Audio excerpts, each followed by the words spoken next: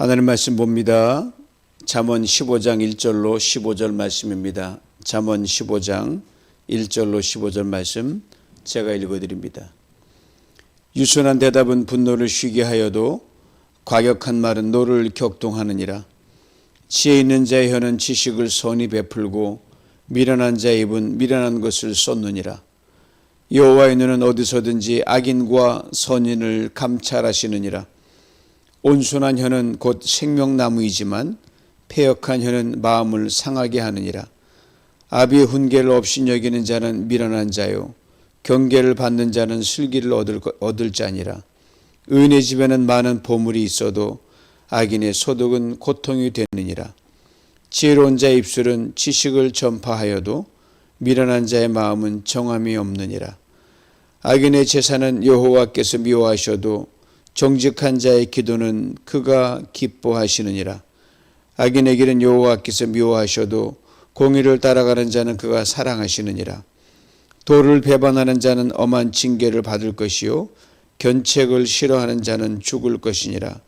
수올과 아마돈도 여호와의 앞에 드러나거든 하물며 사람의 마음이리요 거만한 자는 견책받기를 좋아하지 아니하며 지혜 있는 자에게로 가지도 아니하느니라. 마음의 즐거움은 얼굴을 빛나게 하여도 마음의 근심은 심령을 상하게 하느니라. 명철한 자의 마음은 지식을 요구하고 미련한 자의 입은 미련한 것을 즐기느니라. 고난받는 자는 그날이 다 험악하나 마음이 즐거운 자는 항상 잔치하느니라. 아멘. 이 새벽에 하나님께서 여러분 계신 곳에 기이한 평강으로 덮어주시길 축복합니다. 항상 잔치하는 사람, 이런 제목으로 함께 은혜를 나누기 원합니다. 하나님, 우리가 어떤 상황이 벌어지더라도 지금 머리 위에서 종아리 빗발처럼 움직이는 그러한 상황이라 할지라도 우리 마음이 즐거움을 덧입길 원하고 우리 삶이 행복하기를 원하는 것이 하나님의 본심이십니다. 그런 점에서 오늘 본문 말씀 우리에게 굉장히 귀중한 것을 일깨워줍니다. 오늘 보면은 있는 큰 키워드가 두 개가 있는데 말과 마음입니다. 말과 마음, 뗄래야 뗄 수 없는 불가분의 관계에 있는 겁니다. 말은 마음을 담는 그릇이기 때문입니다. 즉 우리가 입술로 내뱉는 말이 우리의 마음을 담아서 전달해 줍니다. 아신 대로 우리는 지금 말이 너무 거친 세상을 살아갑니다. 뜻도 모르는 신조어가 하루에 셀 수 없이 많은 만큼 세상에 퍼져다닙니다. 백성들에게 본이 할 정치인들이 여과 없이 거칠고 원색적인 말들을 마구 쏟아냅니다. 마치 선량한 백성들이 그들의 말을 받아내는 그릇인 양 그렇게 쏟아냅니다. 일상생활은 물론 드라마나 인터넷 가상 공간은 말할 것도 없어요. 선정적이고 자극적이고 저속하고 모욕적인 말들이 난무합니다. 듣보잡 말들이 막 튀어나와요. 말이 마음을 담는 그릇이라는 거 우리가 전혀 생각지도 않는 것 같습니다. 야고보서 3장 8절에 이런 말씀이 있습니다. 혀는 능히 길들일 사람이 없나니 쉬지 아니하는 악이요 죽이는 독이 가득한 것이라. 혀는 능히 길들일 사람이 없다. 아주 요 대목을 읽으면서 아주 고민이 되는 거예요. 그럼 어떻게 하란 말이냐 이 말이죠. 두 가지를 생각하게 됩니다. 먼저는 하나님께 성령을 통해서 우리를 도와주지 않으면 우리의 혀를 제어할 길이 없다는 거예요. 다른 하나는 혀를 길들이는 것은 하루아침에 되는 게 아니라는 겁니다. 젊은 시절도 아니에요. 평생을 두고 애쓰고 힘쓰고 다듬어야 될 일이기에 피나는 노력을 기울여야 하는 것이라 이 말입니다. 말 내뱉기는 쉽습니다. 그러나 주워 담기는 정말 어렵습니다. 아니 불가능합니다. 그러기에 우리가 입으로 하는 말 정말 잘 살펴야 합니다. 왜 그래야만 하는지에 대해 오늘 보면 이렇게 분명하게 말씀합니다. 4절입니다. 온순한 혀는 곧 생명나무이지만 패역한 혀는 마음을 상하게 하느니라. 온순한 혀라고 했습니다. 온순한이란 단어의 의미가 아주 깊고 강합니다. 우리 모두가 즐겨 부르는 찬송, 찬양 가사 중에 이런 내용이 있잖아요. 주님 나를 치료하시니 참 감사합니다. 주님 나를 치료하시니 참 감사합니다. 여호와 라파, 여호와 라파, 주님 나를 치료하시니 참 감사합니다. 많이 불러보시고 들어보셨죠? 찬양도 힘이 있고요. 라파, 치료한다는 단어인데 이 치료한다는 라파란 단어가 바로 온순한이라는 단어입니다. 똑같습니다. 하나님 우리에게 혀를 주신 이유, 하나님 우리에게 말을 주신 이유, 말하라고 그렇게 기회를 주신 이유가 뭐냐? 선명하게 이 단어에 압축되어 담겨져 있습니다. 남을 치료하라는 거예요.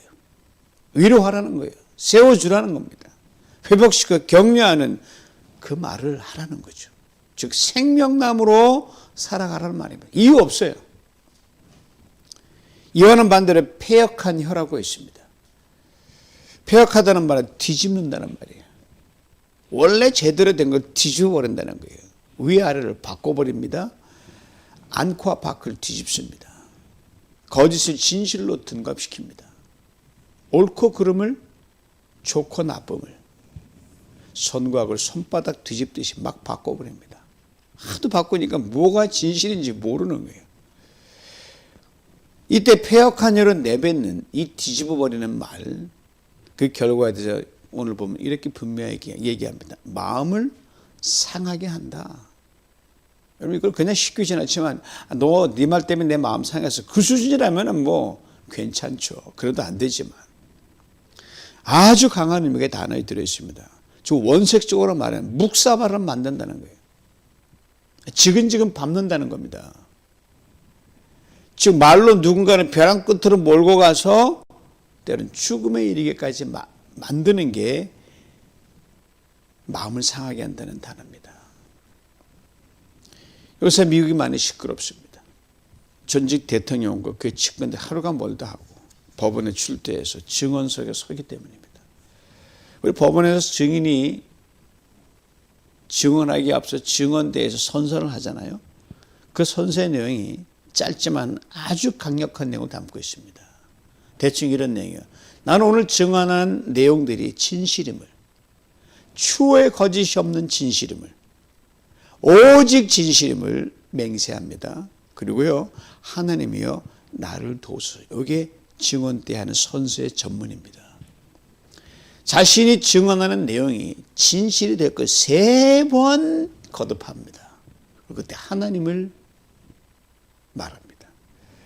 이렇게 증언 선서했음에도 불구하고 법정에서 보란듯이 거짓말하면 어떻게 됩니까?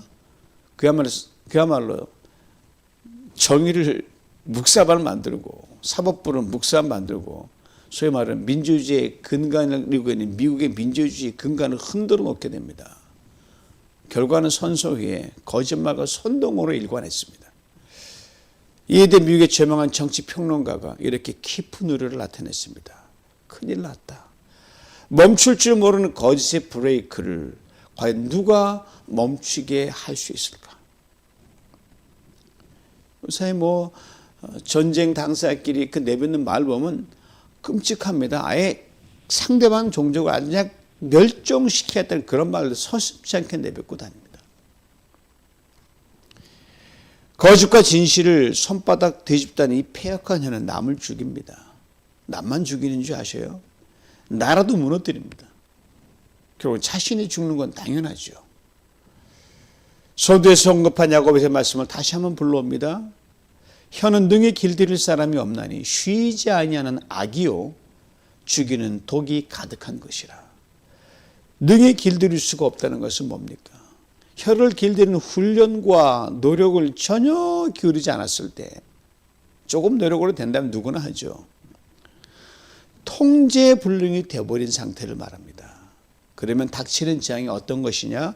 악이요 죽이는 독입니다. 처음부터 그렇게 혀가 막 나가는 사람 사실 없습니다. 일상의 삶에서 혀를 길들이지 않은 채로 많은 시간이 지났기에 혀가 통제 불능이 된 겁니다. 아시는데 우리 모두는 다 실수가 많습니다.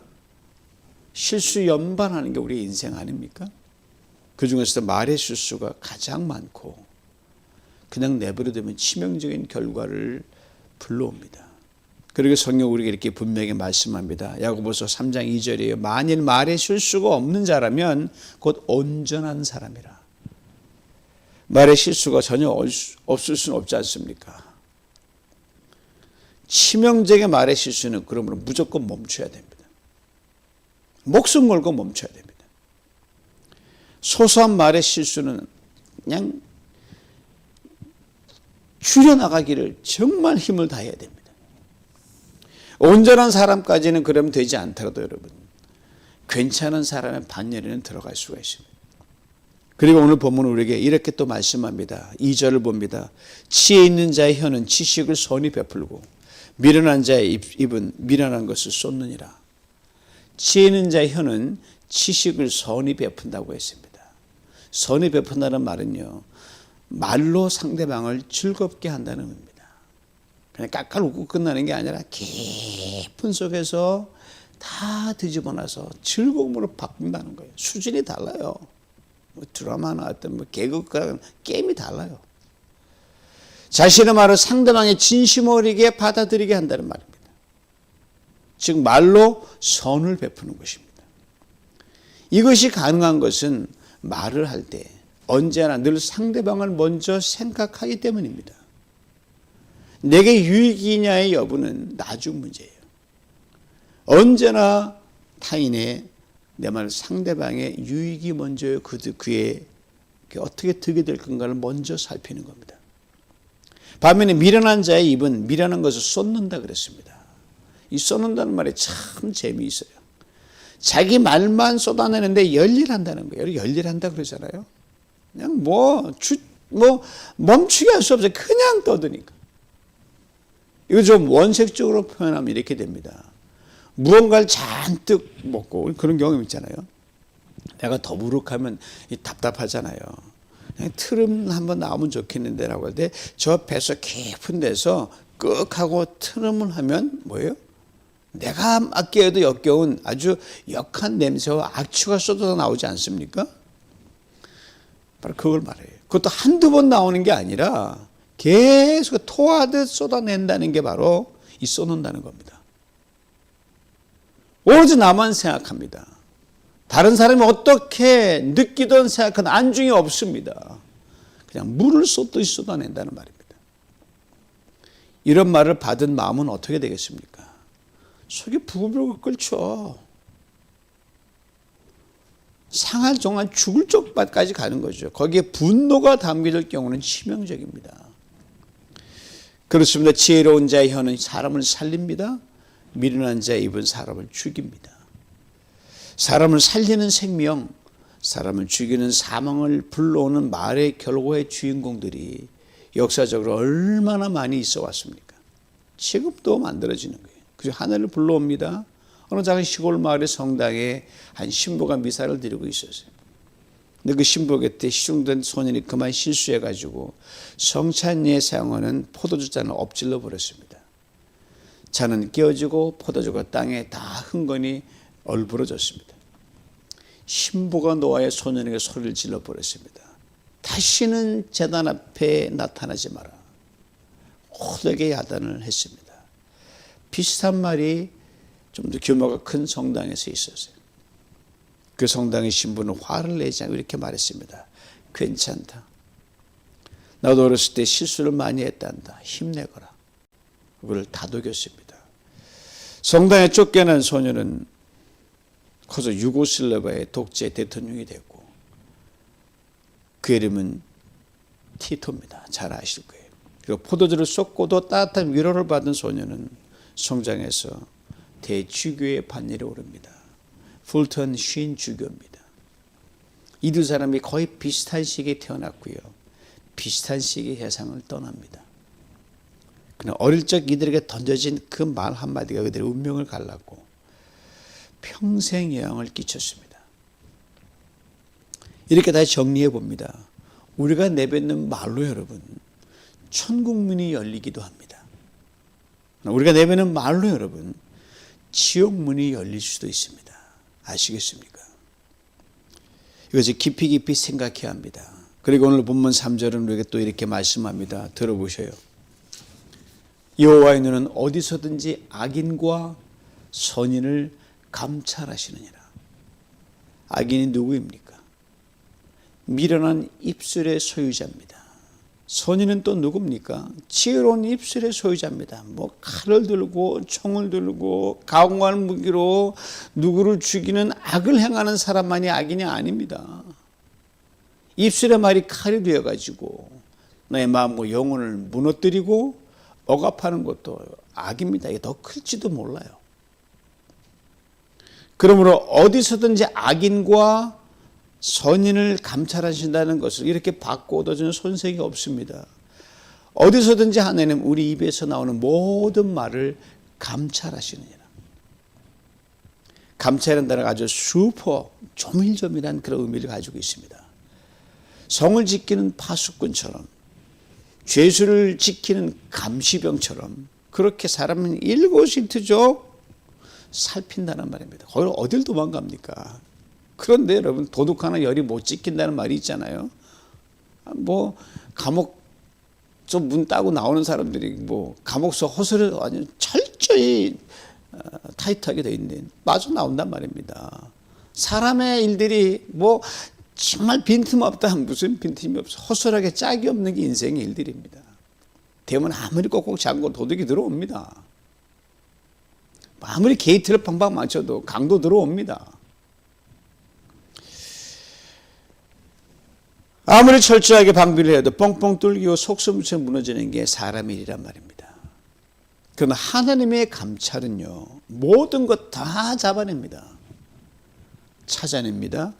하늘 꼭대기, 아니 저 우주 저 멀리 가서 피해도 피할 수 없습니다. 저 아래 지옥 밑바닥 거기가 숨어도 다 찾아내십니다. 그래서 우리가 지금 암송하는 시편 139편에서 다윗이 오래전에 이렇게 멋들어지 고백했잖아요. 들어보세요. 내가 주의 영을 따라 어디로 가며 주의 앞에서 어디로 피하리까? 내가 하늘에 올라갈지라도 거기 계시며 수월에 내 자리를 펼지라도 거기 계시니이다. 내가 새벽 날개를 치며 저 바다 끝에 가서 거주할지라도 거기서도 주의 손이 나를 인도하시며 주의 오른손이 나를 붙드시니이다. 갈 수도 없지만 혹시 간다고 하더라도 하나님 나 찾아내신다. 내가 어디 숨겠느냐. 죄악인 늘 숨기게 했으며 내 착한 몸 못 숨긴다는 말이죠. 때때로 우리가 말을 내뱉어 놓고 이렇게 둘러댈 때가 있죠. 아이 나 그럴 의도 전혀 없었어. 과연 그런 겁니까? 뭐 말씀할 수는 있겠지만 그러나 잠재의식, 우리도 감을 잡을 수 없는 깊은 무의식 잠재의식 속에서 그런 의도가 숨어 있는지 아닌지 우리는 모를 때가 많거든요. 근데 하나님은요 정확하게 간파하십니다. 그렇게 감찰하신다는 말 속에 또한 이런 귀한 뜻도 있다는 것 잊지 말아야 됩니다. Watch expectantly. 큰 기대를 가지고 하나님 우리를 감찰하시는 말. 이 의미 너무너무 저는 마음에 들어요. 우리 기대를 가지고 감찰하시는. 우리 사람은 아이고 내가 어쩌나 했더니 뭐 당연히 그러지. 혹시나 했더니 역시나구나. 이게 사람의 일의 본심이에요. 하나님은 그렇지 않아요. 실수하더라도 또 기대를 가지고 우리를 살펴보신다는 거예요. 다시 한번 우리가 말을 할 때 우리 입술로 무슨 말을 내뱉을 때 하나님 우리가 하나님의 기쁨이 될 말, 남을 살리는 그런 말 하기를 기대하신다는 거예요. 늘 기대하셔요. 우리 입술을 자세히 살피는 거예요. 아직 말이 안 나왔으니까 입술을 살피고 말을 살피신다는 말이에요. 그런데 우리가 전혀 그렇지 않은 말을 내뱉는다면 어떻게 돼요? 하나님 실망하지 않으시겠어요? 분명 우리에게는 큰 찔림을 주실 겁니다. 얘야, 너가 이런 말 하기를 내가 정말 간절히 바라고 기대했는데 왜 그런 엉뚱한 말을 했니? 다음에 또 기대하마. 잘하렴. 하나님 너무 마음에 들어요. 이제 오늘 본문의 시작인 1절로 돌아가 봅니다. 들어보시오. 유순한 대답은 분노를 쉬게 하여도 과격한 말은 노를 격동하느니라. 언뜻 그냥 가볍게 지나치고 늘 듣던 말씀인데 뭐 부드러운 말 하라는 거구나. 여러분 그 수준이라면 여기 적어놓지는 않았습니다. 아주 귀중한 우리에게 일깨워주는 말씀입니다. 이해를 돕게 이렇게 설명드리는 것이 좋겠습니다. 여기 A라는 사람과 B라는 사람이 있어요. 일단 두 사람만 대화의 관계에 올려놓습니다. A는 여러분과 저라고 생각하시면 돼요. 자, 나의 대화의 상대방인 B가 나를 화나게 하고 뭐 무시하고 정말 감당할 수 없는 그런 말을 합니다. 그때 나의 반응을 오늘 본문이 말씀하고 있는 거예요. 좀 더 직접 화법으로 옮겨보면 B가 나의 뺨을 확 이유 없이 갈겨버린 거예요.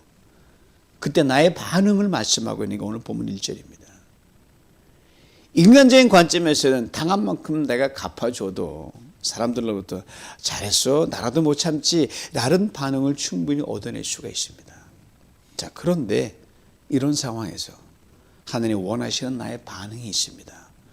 유순한 대답입니다. 다른 옵션은 없다는 말입니다. 오직 여러분과 저의 반응은 유순한 대답 하나뿐입니다. 유순한이란 말에 이런 재미있는 의미가 담겨 있습니다.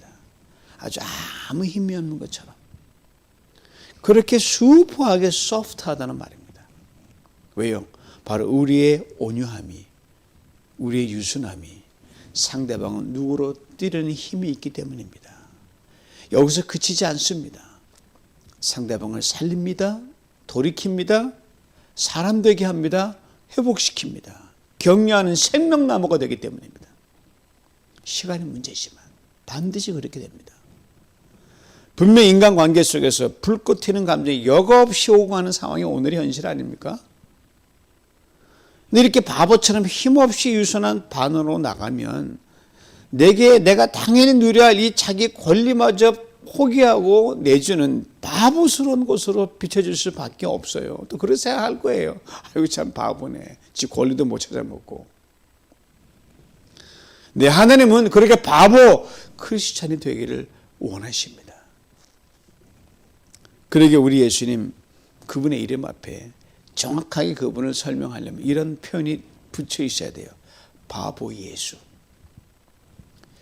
그래서 우리 주님께서 우리를 위해 길이 참으셨습니다. 한없이 온유하셨습니다. 그리고 친히 이렇게 직접 말씀하셨습니다. 나는 마음이 온유하다. 오늘 본문의 표현을 빌려 설명하면 이렇게 다시 말씀하셨죠. 나는 마음이 유순하다. 그렇습니다. 죄와 악에 파쳐서 세상에 대해 분노를 내뿜었던 우리를 주님은 한없이 유순하게 대해주셨고 지금도 그리하십니다. 바보처럼 우리의 모든 어둠의 본성을 다 받아주셨습니다. 우리를 살리셨습니다. 사람 되게 하셨습니다. 이만큼 사람 되게 한 건 주님 때문입니다. 예수님은 이만큼 시간이 흘렀음에도 여전히 못하고 거친 우리의 성정과 고집과 아집을 또 참아주시고 유순히 대해주십니다. 분을 그치라고. 아니 이제는 다시는 분의 노예가 되지 말라고 또 기대하십니다.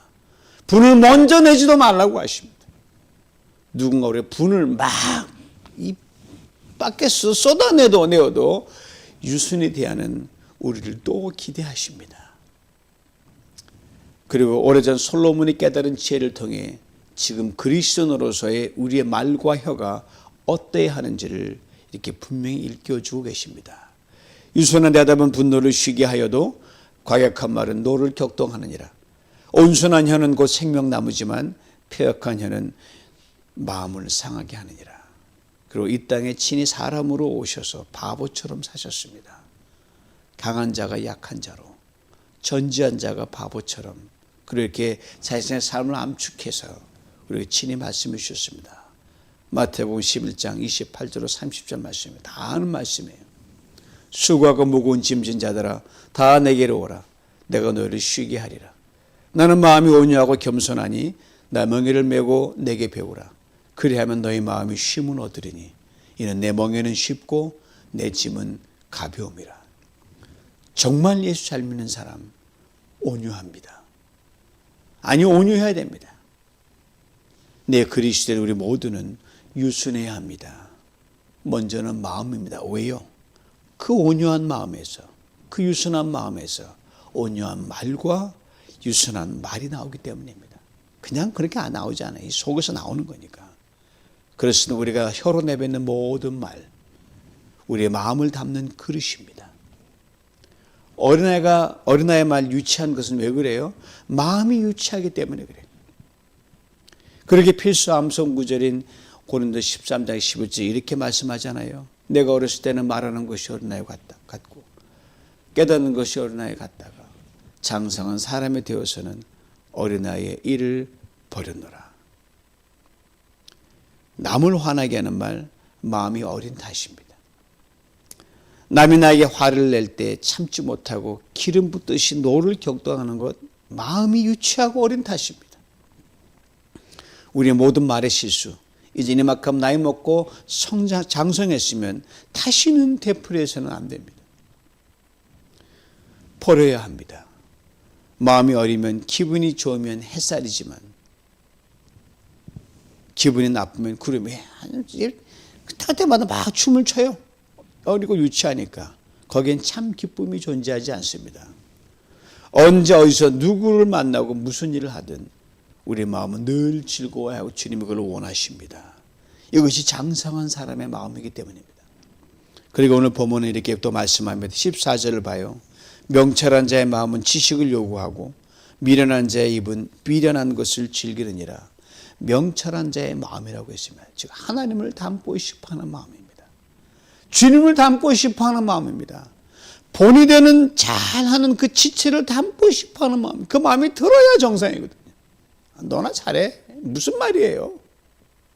나도 잘해야지죠. 지식을 요구한다고 했습니다. 철이 철을 날카롭게 한다는 말이 잠언에 나와요. 예수 안에서 우리의 마음은 그 영향이 자꾸 커져야 됩니다. 마음이 클 수 있는 한계는 어디까지? 무한대입니다. 우주보다 더 크게 자랄 수 있어요. 반면에 마음이 작아질 수도 있는 것도 무한대요. 한없이 옹졸해가지고요. 이렇게 똘똘 뭉쳐서 정말 좁아질 수 있는 마음입니다.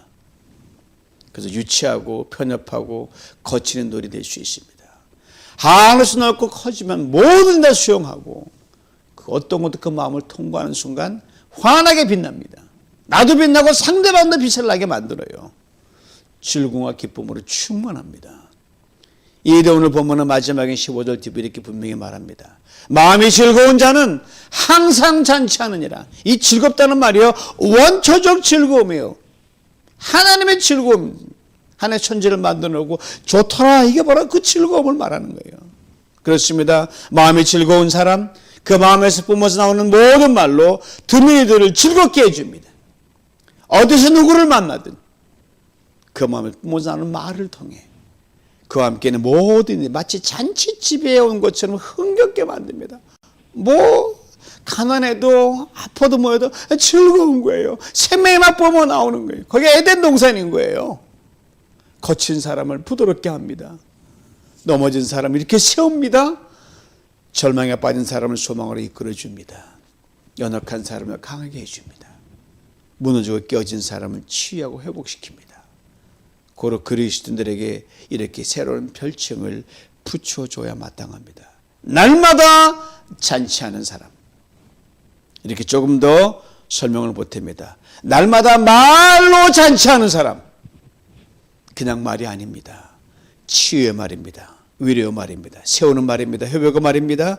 격려의 말입니다. 하나로 정리합니다. 생명의 말입니다. 가정에서, 직장에서, 사업장에서, 교회 공동체에서, 목장에서, 아니 우리가 입을 열어 삶의 모든 상황에서 생명의 말을 할 때 하나님께서 우리에게 놀라운 복을 누리게 하십니다. 8절 뒷부분이 이걸 말해줍니다. 정직한 자의 기도는 그가 기뻐하시느니라. 날마다 생명의 말로 잔치하는 성도가 되어 모든 이들의 얼굴을 빛나게 하고 구하는 것마다 다 응답받는 우리 모두가 될 수 있기를 주님의 이름으로 축원합니다. 기도합니다. 하나님 아버지 감사합니다. 말의 홍수를 사는 우리 시대에 주님 내 말을 살펴주시고 감찰하셔서 이제는 달라지게 하여 주시옵소서. 지금까지 열심히 했지만 여전히 부족하고 여전히 실수합니다. 나로 인하여 생명만 정거되게 만들어주시고, 나 때문에 사람 살리게 만들어주시고, 나 때문에 다른 사람 얼굴에 잔치같이 기쁜 얼굴로 만드는 즐거움을 일으켜 나가는 우리 모두가 되게 하여 주시옵소서. 예수님의 이름으로 기도하옵나이다. 아멘.